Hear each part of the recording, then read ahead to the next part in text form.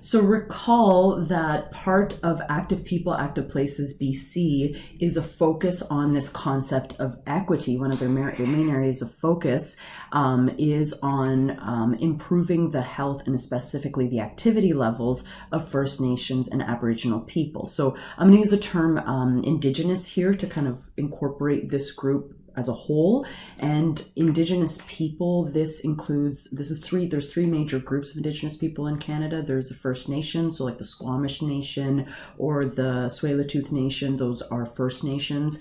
And there is the Métis and the Inuit population as well. But here in BC, our main Indigenous group is First Nations, and that's why you often see them talked about more than anything else.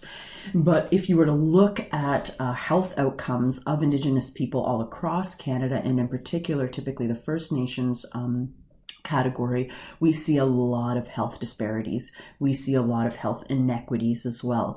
We see, for instance, 2 to 3 times the diabetes rate in Indigenous populations compared to the rest of Canada.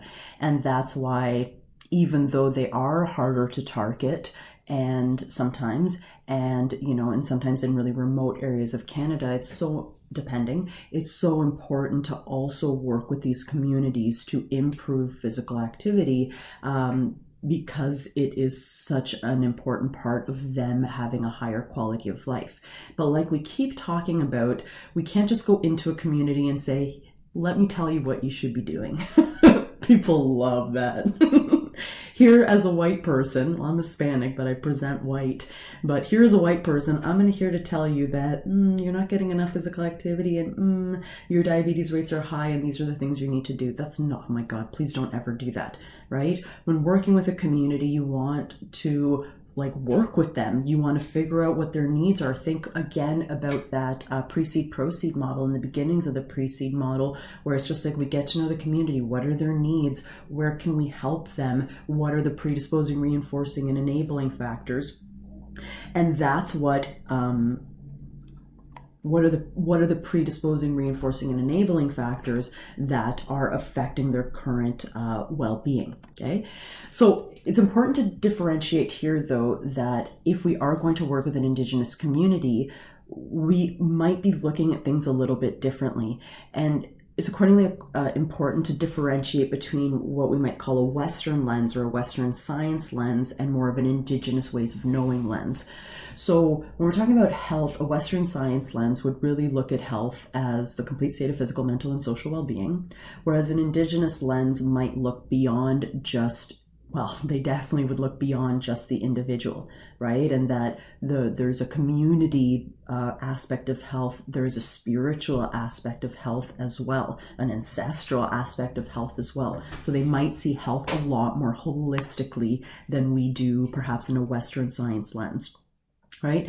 A Western view of health might look at physical activity as about discipline and about training the body, but in an Indigenous community, it might be more about freedom, about expression, about ownership of the body, but also that this body is part of how I interact with my community, how I interact with nature, that it's part of the vessel that allows my spirit to enjoy this world. It's a different way of looking at that. And what's important to say here is that not all Indigenous people are the same. Of course they're not, right? So there are some people some people within Indigenous communities that would agree with those statements, and ones that would maybe agree with them a little bit less.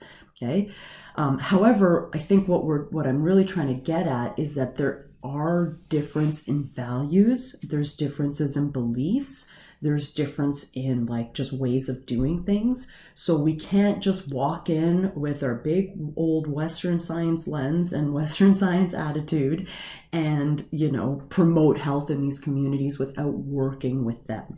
So I wanted to highlight some of the key aspects of Active People, Active BC that speak to First Nations and Aboriginal people.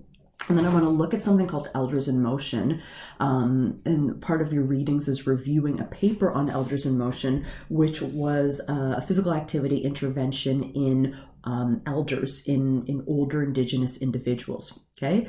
So part of what they want to do is they want to build so as part of Active People BC, they want to build meaningful partnerships, so important, with First Nations and Aboriginal communities in order to understand their unique barriers and needs, and to support not like do it all myself, but to support the delivery and the design of culturally relevant programs that promote healthy, active lifestyle. Okay, establish a cross-sectoral approach in order to increase First Nation and Aboriginal people's access to funding, expertise, facilities, and learning resources. So it's not just about like what do you need as far as like time and commitment and like, but it's also like what kind of political and financial capital do you guys need to support physical activity in a culturally sensitive and relevant way for you guys. Okay, so like I mentioned, we're going to look at a program called Ellers Emotion, but I wanted to just highlight a little bit about elders and aging. And I asked one of my friends, Cheryl Rivers, about, I was like, what do you need to be called an elder? Like, was it just like over a certain age? And this was her, she's from the Squamish Nation. So in the Squamish Nation, she said that it's usually kind of anyone that is older beyond a certain age. I forget what age she might have said. So it's not just necessarily, and it might depend on the community, but it's not just necessarily like someone that's like of a high stature or a high like standing in the community. Like all older individuals are considered elders. And what's great about Aboriginal communities is they often just really respect and value the wisdom of elders. And it's not just like, okay, go to a care facility and, you know, you're no longer relevant because you can't work, but they're just seen as these pillars of the community. And it's, you know, it's so important to not, again, walk into a community and tell elders what they need, right? But work with them, work with the community to figure out what's going to best support their health and well-being. Okay, but that's not the case right now. Indigenous seniors, they, like I said, have 2 to 3 times the diabetes rate and overall disease rate than non-Indigenous seniors.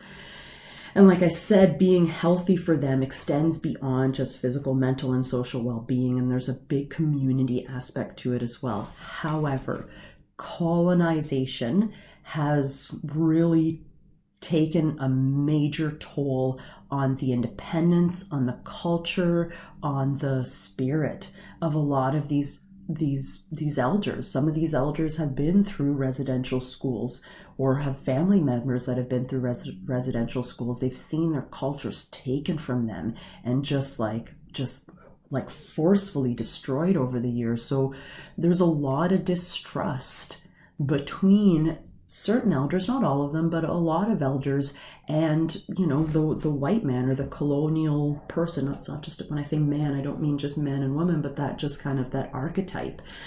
So it's important to not just focus on like a Eurocentric view of physical activity and go try to impose it into this community, but to understand that their culture and values are different. And if we want to work with this population, it's a really fun population too. They know how to have a good time. Lust for life, I find, of the Indigenous individuals I know, you know, but we have to work with them in a way that really is respectful and that is not about us. I think that's important to state there as well. Okay, so like I mentioned, there's this one program called Ellers Emotion. I'll post a video about that as well for you guys to just kind of get an overview of it. And this is something in the Northwest Territory, so it's not a BC program.